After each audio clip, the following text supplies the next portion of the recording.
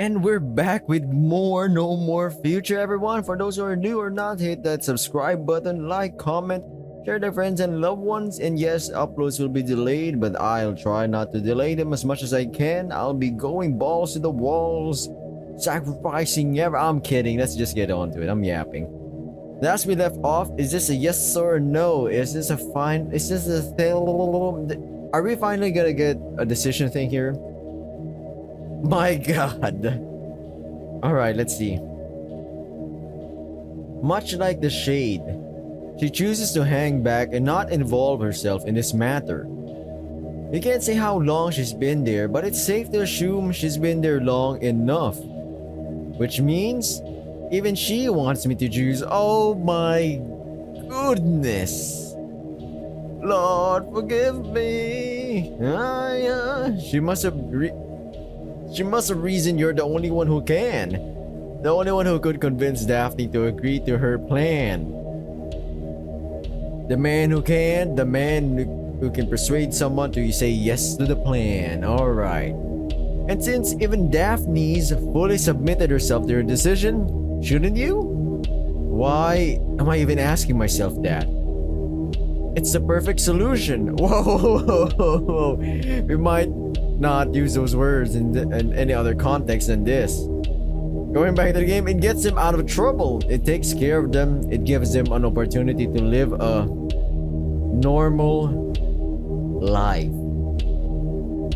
You slow down as the bitter realization hits you. It gets them out of trouble. It takes care of them, and all the while you go back to the life you used to lead. Just like he suggested you should. Is that what I want? Your gaze wanders away from your friends again, but this time, not without reason. Dante watches the scene unfolding before him with interest, silent as a tomb raider, eagerly awaiting your response like all the rest. But that doesn't mean he's entirely silent. Indeed, his voice is all you can hear right now, endlessly reverberating within your mind. Do you want to protect them? Do you want to protect them? Do you want to protect them? It's all you can hear over and over again, as the full weight of your impending decision hits you all at once, as you finally realize what the outcome will mean, and not just for your friends but also for you. So, you hear Daphne muttering to herself after seeing you dithering. Am I saying that correctly? Fuck it, dithering for what must have been an eternity. What should I do? Oh my god. Comment down below. I don't know the decision yet, but we're gonna be knowing it in about 10 seconds. T-minus 10 seconds. Comment down below. Would you say yes? Would you say no? I get it if you say no. I get it if you don't know. And I get it if you say yes. But yeah, this is insane. She asks again, closely echoing your own words and thoughts. Her gaze locks with hers once again, as that whirlwind of doubts in your mind begins to die down. And an unwavering conviction rises in its place. No. You reply to the human surprise? No? No what? No, you're not going anywhere. You're staying right here. What? What? Yeah, I was like, wait a minute. Whoa. There was a third option? Or a fourth? I did not expect that, hombre. Neither of the two expected to hear those words from you, especially Mary, who had been completely silent until now. What are you saying? Don't tell me even you don't trust me now. I do trust you. I know my friends would be safe in your care, but safety isn't good enough. Not in this case. Not good enough? I'll be honest, Mary, I'm with you, woman. I'm confused as well. What did Isaac cook up? What did the writer cook up? She stutters, incredulous. I'm sure my friends would be safe at one of her facilities. But that's the thing. They'd only be safe while they're there. The moment they step out, they'd be greeted by the same world and the same people they left behind, including those mobsters. You clench your fist as you explain, a hint of anger mixing through speech. Those men would still be out there, waiting for their moment to strike. And without my friends around, there's only one other target that could be on their mind. So what? Do I run back to Pandora and start hiding away as well for the rest of my life? Your rhetorical question is still more than Mary can handle. And she begins scratching the back of her head, doing her search for an acceptable answer. I mean, alright, it wouldn't be entirely wrong in this situation. It wouldn't be pretty, and it would mess with our plans a little, but it would keep you safe. But I didn't choose to be safe. I chose to be free and happy. I chose to go back into the world even though I knew there'd be risks involved. Not these kind of risks. That synthetic from today could have killed you or worse. And still, that's not enough to make me want to back down. I'm not giving up my life that easy. So we're going about it another way. Daphne's eyes curl in curiosity and visible anticipation. I'm racking my brain as well. What is he gonna say? What other way? The only way. We're taking them down. Oh my god. Yo, whoa. This man is a man of action. Alright, I see you, Isaac. I see you. Your words were baffling enough. Yeah. Whoa, yeah. I did not expect that option. Your words were baffling enough before. I mean, I kind of... Like, it's one of the least things that Isaac would have said. But I could also see him saying those exact words. That's insane. Your words were baffling enough before, but now, Mary's clearly struggling to believe what she's hearing. Take them down? Have you lost it?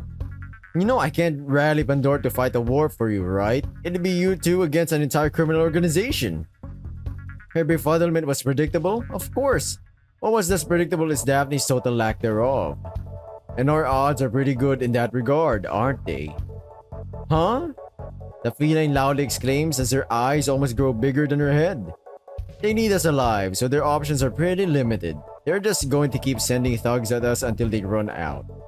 And they were already struggling against me alone. With Isaac around, it's practically hopeless. Yeah, with this hunk of metal muscle around here. Oh my god. You know what to do, Mary?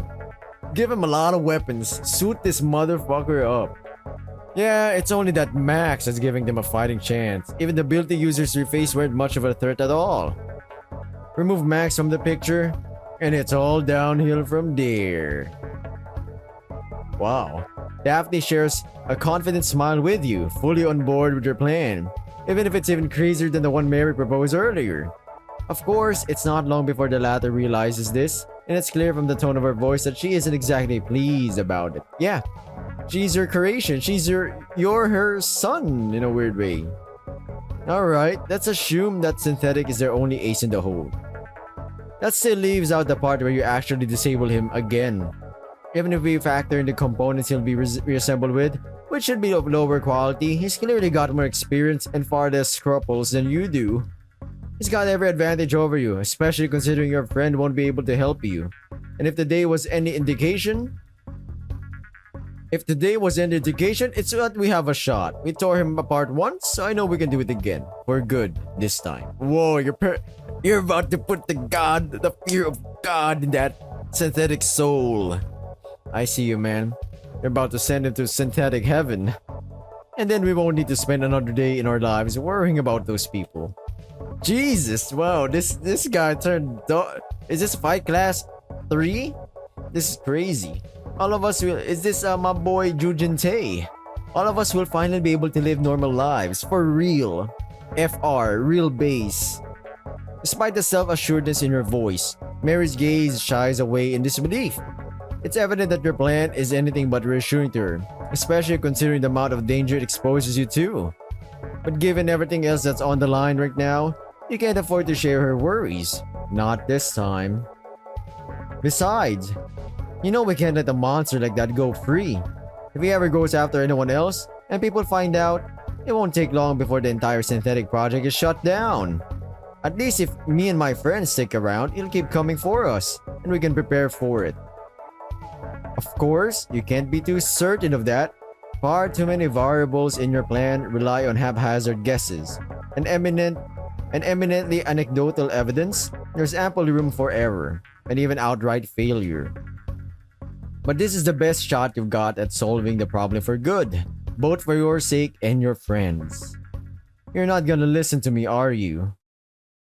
Mary sighs, although you're not sure if in disappointment when she next turns to face you. It's hard to tell what emotions she must be going through, if any. Alright then. Your way it is. Suit yourselves. Shaking her head, her face well out of your sight, Mary steps out of the door frame and begins heading towards the elevator, casually ignoring your new, misty acquaintance as she passes him by. I'm going for a walk. I can't deal with this right now. Damn, you just saw the guy's like, nope, not even gonna think about this for now. Wait, don't go. I didn't mean to. You try to reason with her, but the feline doesn't stop. She only quickens her pace until she's too far gone for you to chase her. As she steps into the elevator, you can't help but let out a sigh yourself. You knew there'd be consequences to rejecting her proposal outright, but you didn't think she'd take it this poorly. You're tempted to go after her anyway, hoping you can still salvage things between you, but hey, Daphne speaks up behind you, prompting you to turn around. Most of her bravado is dissipated by now, but a certain optimism lingers on in her eyes. I know this might sound weak, coming from me of all people, but do you really think we can win? She asks once again, looking forward to her answer. We have to. You reply, hoping to seem confident even as your inner strength betrays you. It's hard to picture yourself triumphing against that monster, or consistently repelling those mobsters' attacks, but you've made up your mind already, and there's no turning back. That's true. You gotta go for it. You gotta swing, batter up, boy. It's no longer a matter of wanting something, or not wanting it. It's a matter of winning, or losing, living, or dying. You can only hope you're up to the task. I see. All of a sudden, you feel the woman's arms wrap tightly around your torso as her face presses hard to your sweater. Thank you for not abandoning us. She manages to cry against her fabric, audibly enough for you to hear. It's a little strange seeing such a stoic person acting so warmly toward you, but not entirely unpleasant either. Don't mention it. Just doing what I think is right is all. I know you wouldn't have settled for a temporary solution if I was the one in trouble, so I didn't either. You let your hand wander to the back of her head, just enough to graze some of her hair. But before you can make contact, she backs away with surprising speed, seemingly stunned. I'm sorry. That was pathetic. No, it wasn't. You begin only for her gaze to deliberately avoid yours. Awkward. It's clear she'd prefer if you didn't press the topic for now. I should go and see how Apollo is doing. Then try and get some shut-eye after all this. I guess you got a best friend, man. Damn. We can chat more tomorrow if you want. Oh, we're so in there. We're so in there, man. Look at this, yo. Isaac, I told you, man. Any game I touch, it's gotta be it. The main character is a Rizzler. I got the Riz Master. Uh-huh. The Riz Lord, the Riz Emperor, Emperor of Riz, the Emperoriz. Ew, no. Ew. We can, yeah, read that. Yeah, that sounds like a good idea.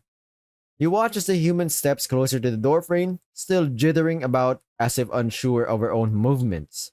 I'll see you tomorrow then. Take care, alright? Of course. You too. And that's the end for this. I don't know. Cautiously, Daphne heads back inside, her hopeful gaze locked with yours until she's fully left your view. Once she's closed the door behind her, and you're certain she's left for good, you turn to the other side of the hallway where your silent acquaintance lurks. His gaze is still aimed at the human's door. Whoa. Watching intently with an expression you can't quite decipher. Grief, sadness, simple curiosity. Anything's possible beneath the layers of shadow that cloak his form. Well, what do you think? He asked as he directed a strong, challenging look at him. You asked me a question earlier? Well, there's my answer. I'm not going to forsake my friends' lives, and I'm not going to forsake my own life either. If I must choose one or the other, then I choose both. My family and my friends. I'm sure it'll be tough, maybe even a little painful every now and then, but I'm not going to compromise on my wants or my beliefs. I've already lost everything once. I'm not going to lose it again.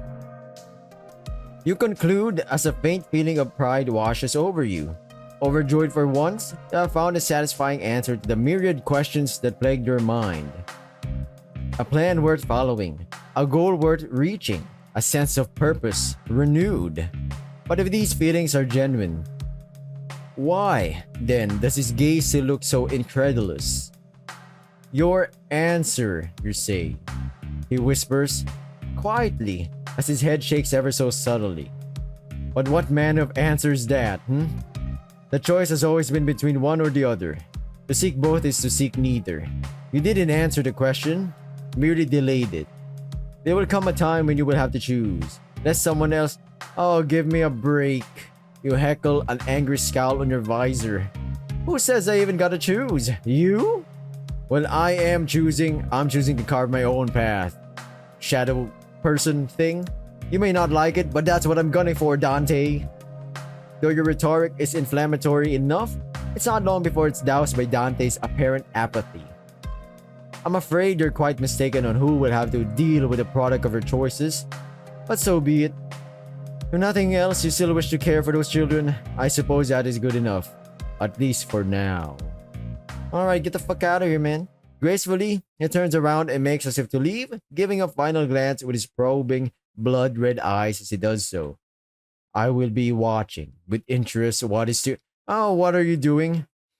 You interrogate him, rather irritated. Leave... No, you're not. Are you kidding me? You cut him off as you aggressively step toward him, hoping to stop his premature exit. Granted, you're not sure you can stop him, all things considered, but it appears your stern words were enough to stun him for the time being. You'll be watching? That's your plan? You said you wanted to help my friends. That the whole reason you came here tonight was to make sure I wanted that too. So what are you gonna do about this, Buster? You dorkle dork. Your acquisitiveness appears to silence him even more thoroughly, as if the most basic of words struggle to exit whatever mouth he has. I was planning to watch. Well, Mr. Judger, Mr. Gross Shadow Friend Judger over here. Big plans is to watch. Alright. Nice. He mutters to himself as he desperately tries to pick up his gaze from all over the floor. Just watch? Oh yeah, real helpful that is. Just watch while me and my friends are in danger and we do all the work. Do you actually care about them, or was all that worry, dory, lorry, gory got me in that lorry? What? Or was all that worry earlier just for show? Because at this point, I should be asking you if I do care about them. Whoa. Finally, a real answer. None of this running in fucking circles nonsense. He thunders with staggering force. Very loosely. Oh my god, for a moment anyway. Truthfully, I wish I could help. But I struggle to think of ways that I could. You're struggling? Really? You inquire again, sarcastic. How about giving us a hand next time those mobsters show up? If you're gonna be watching anyways, at least you could provide some backup when we need it. I mean, I was there on the train too. I saw you blow Daphne away without even trying, and she's the toughest fighter I know. Other synthetics excluded, of course, but even then she'd be topping a very small list of people indeed. What I'm trying to say is, now that we're confronting those people head on anyway, we could really use your help against... I was gonna say as well, why doesn't he do his like force field attacks or something? Just even a little bit, a little push, delay them. You plead with him, switching to a meager tone in an attempt to persuasion, but alas, Your assessment is sound, but I'm afraid you're overestimating me. My freedom isn't such that I could turn a losing battle, and if you're already winning, then there's no need for me to provide assistance. Ultimately, your battles are your own. Only you can decide which ones you wish to fight and which ones you wish to win. What a fucking... What a... I spit on you, my man. Kapatavui, you know? Stupid fucking shadow. What's this about freedom all of a sudden? Is this the rules of the universe? You can't really dingle dangle jangle jangle here? What's this about freedom all of a sudden? I was talking strength. And I hardly doubt those are synonyms in his verbose vocabulary.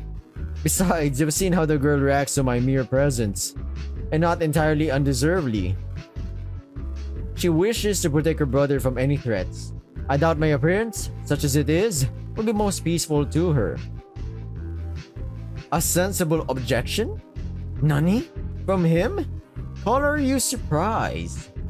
Even then, it's still a little depressing to hear that sort of stuff. It's a little too close to home for your taste.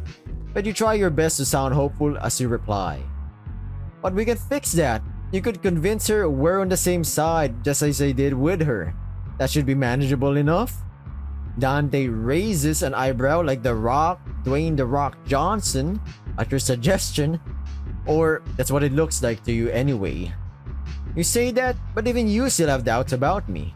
How could she trust me when even you still can't? I don't even know anything about you, Dante. You avert your gaze for a moment, feeling guilty as charged. No, Isaac, don't be guilty. We barely know what the fuck this guy is, man. Other than its name. And then angry as can be? Well, you're not making it any easier to trust you, you know? I'm aware. Dante mutters to himself as he backs away for a moment as if ashamed. I cannot change what I am. Neither can I change how she feels about me.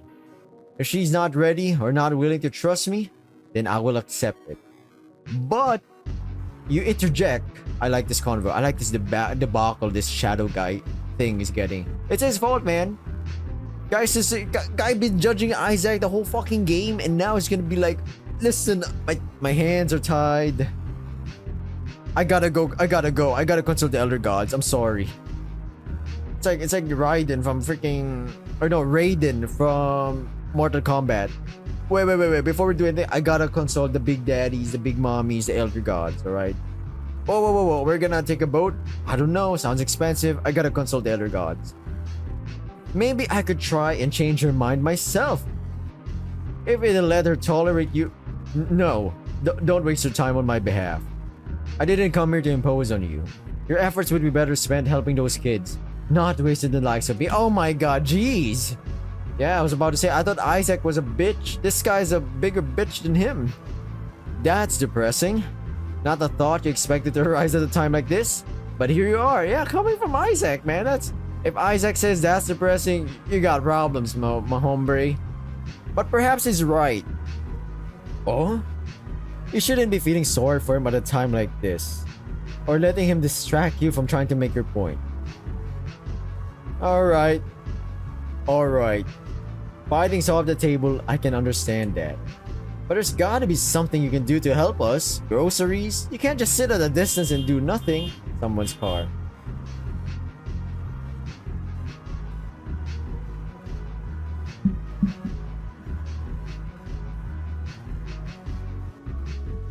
But there's gotta be something you can do to help us. You can't just sit at a distance and do nothing. You voice your concerns out loud. Though Dante's gaze remains distant, he's clearly thinking it through. But what good that'll do remains to be seen. I suppose I could help you gather information, but I was gonna say as well, maybe gather info. Give us a heads up. There's people coming down there, go do something. Perhaps, assuming anything I could find would be of use. Hallelujah, that's actually really, other than that, just moral support, I guess. He mutters under his breath, almost as if embarrassed by the words that are leaving his mouth. It is embarrassing. Even the Drake, the guy who got, like that by K Dot, even Drake has a point. Drake would have said, embarrassing. So you'd be doing everything Natalie is already doing for me. Oh my god, but worse. Seeing the judging look on your visor, what little confidence remained appears to fade from the man's excuse for a visage. I'm sorry. I see now how much of a blunder this conversation was. Because you're making a fool of yourself, you mean? Yes, because of that. Dante replies quite honestly, despite his fluster, taking the wind right out of her sail. Man, I feel sorry now. This guy's just honest. This shadow guy, this shadow thing. Him, she, I don't know. My original intent tonight was only to ascertain your willingness to help those children, but the conversation spiraled out of control faster than I could realize it. And then I was equally quick to forget my own powerlessness to help. Leading to this predicament I'm in right now. He explains as he further retreats into himself. A sight so sorry, it almost makes me regret being so harsh on him just now. I really am sorry. It seems I'm more out of practice than I thought. I didn't mean to forget my place so. I should have kept my distance from the very beginning. Not involved myself in matters that had nothing to do with me. Perhaps then, I wouldn't have gotten to meet you or talk to you. Yes. All in all, that would have been for the... No! I mean... Okay, this guy is just tiresome to talk to, man. You interrupt the man in the middle of his speech. A resolute air about you. It took him a while to notice it after staring at the floor for so long, but now you got his full attention. Look, I'm sorry for being rude to you tonight. It's been a bit of a trend all day, I guess. When you showed up, I was going through a lot, and no offense, but you're kind of weird and all. None taken. See? That's what I mean. An unstoppable force meets an immovable object. Interesting. Two things can happen. They either pass through one another, or they both just stop. You claim splaying your hands before him as if to highlight his wholeness, you suppose. Even when you say stuff like that, you're honest, or you sound honest enough anyway. I know I just met you, and I know I can't trust you yet, but I can tell you were being honest when you said you cared about my friends. That you can't stand feeling unable to help them. Right.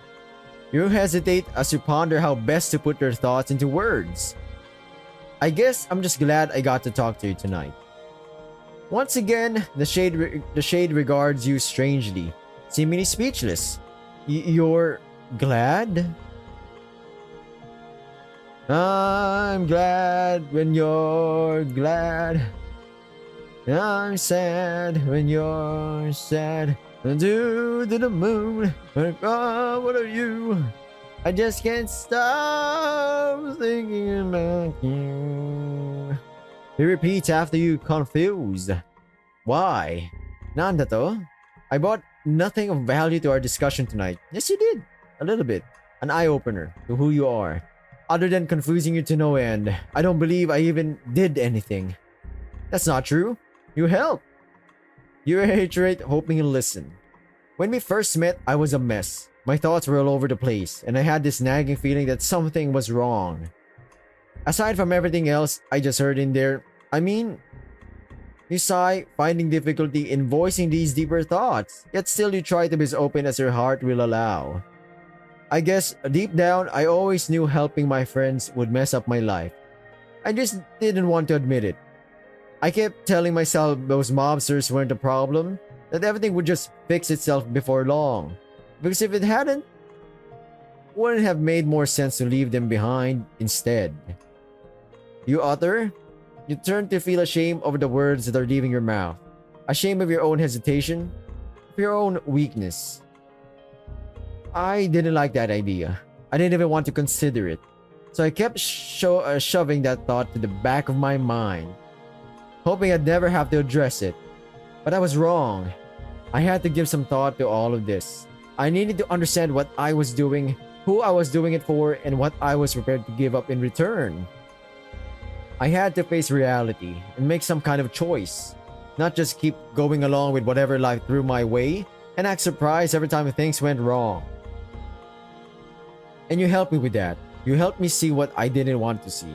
Confront what I didn't have the strength to do. You changed my mind. For the better. And I'm grateful for that. Aw, hug it out, get it in there, get it a swimmer like that, hug it, that shit bear. Hug it, the bear, the thuggy, wuggy bear, like that real cutesy. I'm just saying random words right now, I'm sorry, my mind is going at supersonic, half sonic speeds, let's go with that, subsonic. You conclude, trying to look a little hopeful for the sake of your acquaintance here. Hmm? You spot the man muttering something under his breath, seemingly contemplating something, not knowing what else you could add that you haven't already. You wait to see how he'll reply to your heartfelt words. It's likely you would have realized that on your own at some point. The contrast was too evident, its resolution inevitable. Perhaps all I did was speed up the process. But he states as he refocuses his gaze upon you, trying to match your confidence as he does. On the off chance I didn't, on the off chance I was of help. However, unlikely.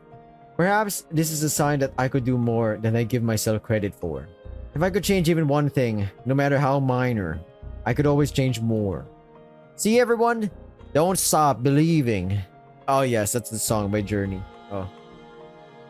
Change? For better for worse. Sometimes it's for worse. You have to destroy yourself. Break those fucking houses. Break the foundations that built you, who made you, and then rebuild that from the ashes of the house before. You are that house, but now better. I'm kidding. So then, I can't make any promises. He quickly shuts you down, tempering your enthusiasm without even needing to raise his tone. But I will see what I can do to help, so long as it is in my power. The man turns his back on you again, though not quite as harshly as he did previously. As he turns to glance at you a final time, some of the roughness about him has disappeared and a certain warmth has taken its place. I suppose, then, we'll be in touch. Oh, that's pretty cool. He then condenses into more smoke and then disappears. You hear Dante's footsteps as he leaves, this time for good. Before you realize it, the sound disappears and his misty form with him. Although, right before he left, you could swear there was something different about him. However faint, but by the time you notice, it was already gone. I guess it's those steps, he got that uppity steps now. He's got that old giddy mood. Yo, very happy. You take a deep breath as you ponder over what just happened, and the words you just shared with the mysterious figure. It's certainly tough to trust a man who looks and speaks like that. It certainly wasn't wrong when he claimed most of what he did tonight was befuddle you. But you weren't lying when you claimed that he seemed earnest when he spoke. Moreover, he's clearly more knowledgeable than he let on, and quite capable. Even if I won't boast about it. Considering what you've just gotten yourself into, you need all the help you can get to face it. Assuming your judgment is sound, you could use someone like Dante on your side, once you've gotten to know him a little better. Tonight you got your foot in the door, just like you did with Daphne. And if you manage to convince the latter you could help, perhaps there's hope you could convince Dante to help as well. I guess we'll find out some other time, in chapter 19 for the story. Slowly, quietly, you begin to head toward the stairs at the opposite end of the hallway, hoping to catch up with another friend of yours you have no intention to lose. Aw, Mother Mary. Well. On a quiet night under cloudy yet starry sky, a melancholic scientist observes the landscape around her from the top of a building. With her elbows on the railing and her head supported by her palms, she contemplates the world around her in a mixture of awe and resentment. Or at least that's what it appears from where you're standing. Been waiting here long? Kept you waiting, huh? Snake Eater!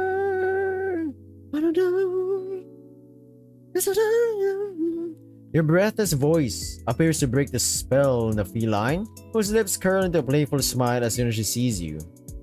Not too long. But surely you know it's impolite to keep a lady waiting. Yeah, I'm aware. You reply amidst a pant and the next, unable to match your width of the top of your head. It was just a very challenging climb. Yes, I can see that. The woman replies, an equally amused and concerned smirk on her face. Are you sure you're alright? Synthetics aren't exactly supposed to have trouble breathing of all things. Yeah, I'm alright. It's just, force of habit, I guess. That's true. That's actually kind of cool. He still has those things. You explain as you slowly approach her, unsure of how else to put it. Still wary of any sudden mood changes, especially considering the sour note she left on earlier. Force of habit, huh? I see. Fascinating. The other synthetics had no trouble at all shedding their old habits. I believe most had even gone as far as to stop eating by the end of their first month. Well, the man's trying to keep his humanity in touch. I don't know if I'd give this man a foolishness prize or respect. Respect for keeping his old foundations. Her expectant gaze sizes you up from top to bottom. As you grow nearer, though it's unclear what goes through her mind as she does this. Meanwhile, you reach the railing at the edge of the roof and let your arms rest atop it while you turn to face your friend. Was I supposed to? Because my friends and I, we figured you intended for me to keep doing banal stuff like that. Banal. That it was all part of being human to you or something. I never intended anything for you, one way or the other. Oh. She reiterates once again, dead serious. Then again, with more finesse. Being human can mean tons of different things. Tons of different people. Some see it in the context of some grand design. Others see it in the little things. And this way, you make sure no one's put off by their transition. That they can still feel every bit as human as they used to or want to feel. Precisely. You catch on quick. You are my creation after all. Just as I've come to expect. Scientists love when they're right. Or teachers. Yeah. The woman's smile feels rewarding in a way. Even if you'd already figured most of this out long ago, you make as if to thank her. But her words are faster than yours. Now that I think about it, it's been about that long for you as well, hasn't it? Since you became a synthetic, I mean. It's incredible, really, how differently you turned out compared to everyone else. You're not sure what the woman means to highlight with this comparison, and some of that confusion shows in your tone as you reply. Is it because you don't touch grass as often? Brother, that's one way to put it. Yeah, I know, that got me out. Yeah, the feline chuckles to herself as she shakes her head, before seemingly losing herself in her thoughts. Though you make sure to rouse her before long. How different are they, really? I've never met one, so it's not like I could tell. I'm sure you'll meet them someday. Then you understand. By the way, you're totally right about that elevator. Fuck that, seriously. Even the one at Pandora isn't that slow. And we had to artificially slow it down because Jasper wouldn't shut up about his safety. Is there a reason you don't want to talk about them? You interrupt the wide-eyed feline, unwilling to let her brush this topic aside so easily. Isaac, my man, you're getting right to the topic, huh? I know I'm probably wrong, but are they like failed experiments or something? You ask again, this time unable to master fear as you briefly consider the worst. Oh goodness, no! The feline chuckles herself, half amused and half nervous as she literally waves her worries away. I definitely wouldn't go that far. None of them are any less human than you yourself may be at this stage. Though, I suppose there is a reason why you're up here and they aren't, aside from their choice. Try as they might, you're just more full of surprises. I see. Again, you mumble. Mumble, the trouble, the gubble, mumble rap. You can't even hear what I'm trying to say because I'm a gubble rap. Trying and failing to see it as a compliment, especially after everything you pulled tonight. I feel like the real reason why I'm up here right now is the same reason you are. That is because I decided against her proposal back there. You whisper under your breath, all too cautious of the way you approach the topic, unable to hide a small tinge of sorrow in your tone. Are you still mad about that? Aw, it's like a son and his mother, you know? Are you still mad about that, Mom? You ask, fearful as the woman briefly turns away from you, seemingly to mull it over. I'm not mad. I'm a lot of things right now, but definitely not mad. She chuckles for but a moment, allowing a tentative smile on her lips for just as long. Although some might disagree. Hilarious though her joke may be, you're in no mood to laugh along, still wary of her reaction, you press on. I'm glad to hear that, I guess. When you left it all of a sudden like that, I was afraid. Afraid I'd hurt you or disappointed you. I just wanted to make sure that we're still friends despite... Of course we are, dingus! She suddenly snaps back to reality. Just snap back to reality. Oh, goes gravity. Ramen in her sweater already. Mom's spaghetti. Palms are sweaty. Mom's... She suddenly snaps. Oh yeah, almost offended by your words, before quickly converting her surprise into concern. You think I'd have gone through the trouble of making that speech earlier about wanting you to make your blah blah blah choices if I didn't mean it? Or did you think me so old I'd forget about it the same day? Neither. I just then quit worrying about it, about everything, and stand by the choice you've made. Then neither of us will be disappointed. Stand by your choices, that's true, and its consequences. She states, frankly, as she watches the worry slowly flow out of her eyes. That's such a relief. You have no idea how much this means to me. I guess when you left in a hurry like that, I just thought, yeah, I can see what you mean. She whispers under her breath, evidently wanting to spare you the trouble of needlessly repeating yourself. To be honest, I guess I was a little disappointed. Not with you, just with myself. Arguing with that friend of yours definitely wasn't the highest point of my career. And when I realized you actually agreed with her, I couldn't help but get a little upset. Yeah, that's how mothers do when their son doesn't agree with them. She explains, choosing her words carefully in a way that implies she finds some fault in her behavior. Even so, you can't help but feel a little guilty yourself. I don't think that's unreasonable. It was an incredible generous offer from you and a solid plan overall. And still, I chose to face danger head on. You did, but that's not what truly bothered me. A little danger can be good every once in a while. Keeps you on your toes and all that. Ever tried jumping off a building to see if it bounced once you hit the road? No? Do you need help? Your ass feigning concern as you curiously wonder where Mary even finds such twisted ideas. In any case, it wasn't the danger, what was it? The fact that I couldn't protect you from it, I suppose. The knowledge that I couldn't help you this time. That despite my best intentions, all I can do from now on is watch. Her tone drops with every word, her final comment barely a whisper, though you've no intention of letting her mope like that for long. You've already helped me out a ton. Me standing here tonight is proof enough of that. Sorry. This is just something I need to take care of myself, for my friend's sake. You tell her, hoping to raise her spirits before thinking of something else that might help even more. And hey, you can always help out in other ways. Now that we've opted to solve this problem for good, we'll need to come up with a plan to actually defeat that synthetic. Considering you're the foremost authority on them, your advice on the matter would be extremely welcome.